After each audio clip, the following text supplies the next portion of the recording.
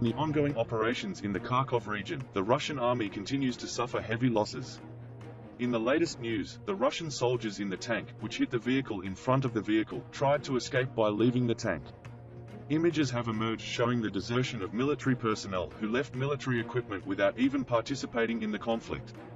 The footage shows a group of military personnel hastily leaving the armored vehicles and running in the opposite direction of their initial advance, with no visual signs of damage to the armored vehicle.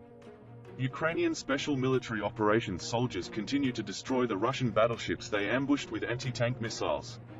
Mostly the army uses NLAW anti-tank missile.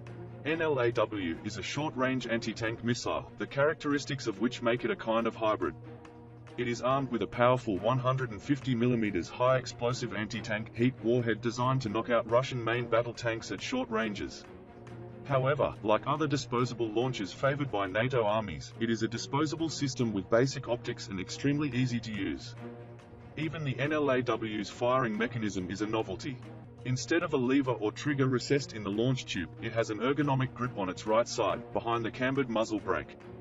For aiming NLAW, a basic optical sight with a magnification of 2.5 times was placed on the launcher.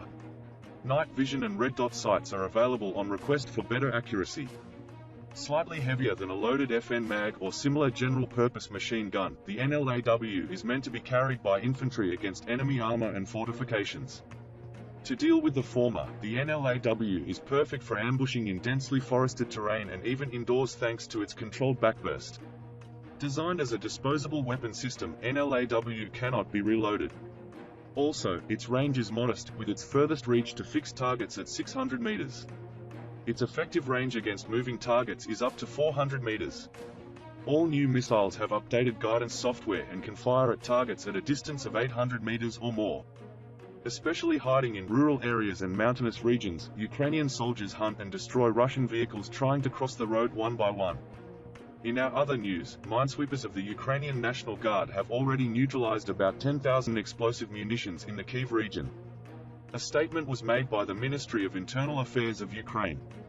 The demining teams of the National Guard are constantly clearing mines in the Kyiv region. Currently, they have uncovered and neutralized about 10,000 explosives.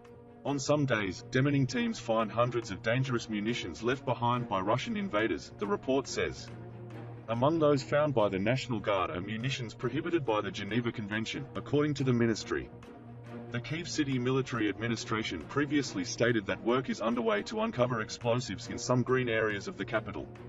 As the violent clashes continued in Ukraine, a statement came from a NATO staff member.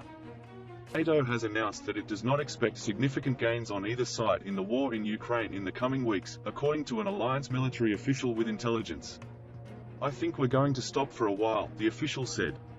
According to the official, the current NATO debate is that the momentum has shifted significantly in favor of Ukraine, and the debate in NATO circles is over whether it is possible for Kiev to retake Crimea and the Donbass areas captured by Russia and its proxies.